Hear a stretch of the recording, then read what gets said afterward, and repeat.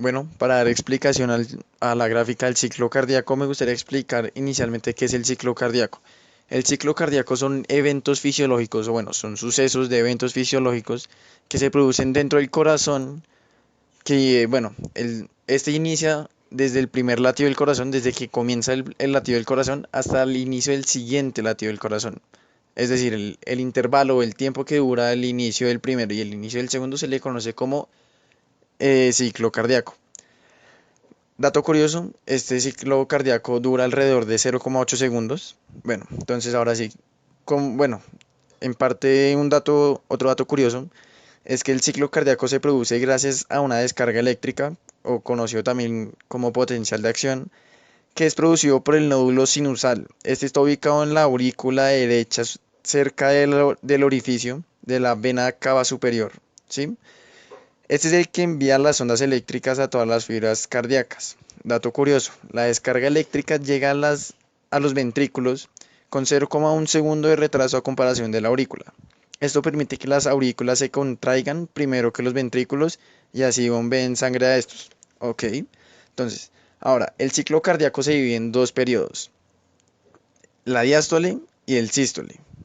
La diástole se hace referencia a la relajación o absorción y llenado, y la sístole hace referencia a la contracción o expulsión, ¿sí? Entonces, la diástole se divide nuevamente en tres etapas, por así decirlo. La primera se le conoce como relajación isovolumétrica, la segunda es llenado pasivo y la tercera es llenado activo.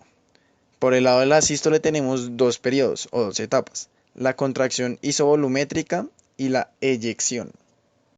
Bueno, como había mencionado anteriormente, estas cinco fases duran aproximadamente 0,8 segundos. Como lo que había dicho, ese se le conoce como el ciclo cardíaco. Entonces me gustaría explicar un poco cada una, un poco más a detalle. Entonces me gustaría inicialmente explicar el llenado pasivo. Un dato curioso y que tenemos que tener muy en cuenta es que este llenado pasivo llena un 80% del ventrículo y el 20% de sangre restante queda en la aurícula.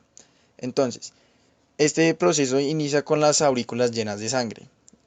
La presión auricular es mucho mayor a la presión ventricular, ¿sí? Entonces, pues la sangre va a tender de ir de mayor a presión a menor presión. A esto se le conoce como gradiente de presión, ¿sí?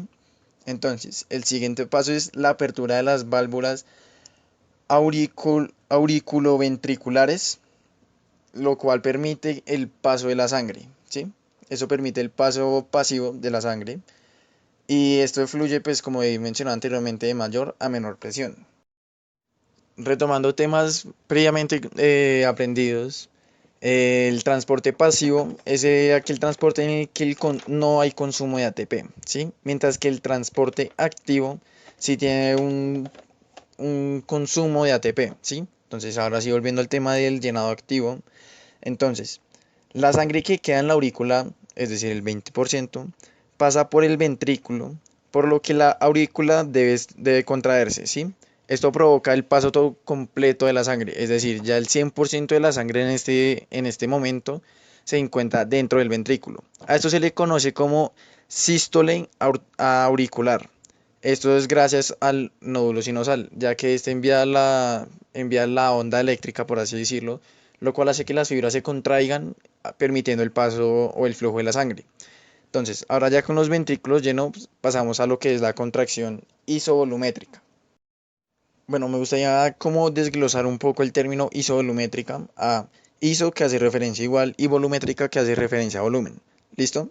Entonces, como ya tenemos el 100% de la sangre dentro de los ventrículos, que por cada ventrículo hace un total de 120 mililitros de sangre, es decir, a esto se le conoce más bien como el volumen telediastólico, ¿sí? Entonces, ya con los ventrículos llenados al 100% se produce el cierre de las válvulas auriculoventriculares, pues la sangre pasa, como ya he mencionado anteriormente, igual pasa de mayor presión a menor presión, ¿sí? Entonces, el cierre de las válvulas produce el primer ruido, o que se le conoce también como R1.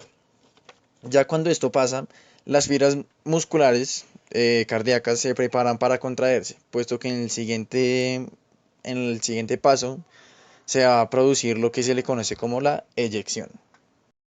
Ahora bien, en la eyección, la presión de los ventrículos es mayor al de las arterias, ¿sí? Esto hará que las válvulas sigmoideas se abran permitiendo el flujo de la sangre. Al abrirse la válvula, la sangre pasa a las arterias gracias a la contracción del corazón, pero no pasa la sangre en su totalidad, en su 100%. Pasa tan solo un 58,3% el 70 mililitros de sangre, ¿sí? A esto se le conoce también como el volumen sistólico, que es el volumen de sangre que el corazón bombea por cada latido. Ahora pasamos al siguiente paso, que sería la relajación isovolumétrica. La relajación isovolumétrica, o también la última fase, bueno, en este proceso, ¿qué pasa? Las arterias, al estar llenas de sangre, tendrán una presión mayor en comparación con los ventrículos, por lo que se hace el segundo cierre completo de las válvulas. Ya como he mencionado anteriormente, la sangre tiende a ir a donde hay menor presión, o bueno, sí, presión, por así decirlo. Entonces, por lo que se genera el segundo cierre de las válvulas, ¿sí? Esto genera un segundo sonido, o que se le conoce también como R2. ¿Listo? Entonces ahí finalizaría el ciclo cardíaco. Como he mencionado anteriormente, esto dura 0,8 segundos. Otro dato curioso. En cada fase del ciclo cardíaco, cuando el proceso lleva en su nombre ISO, se va a producir un sonido.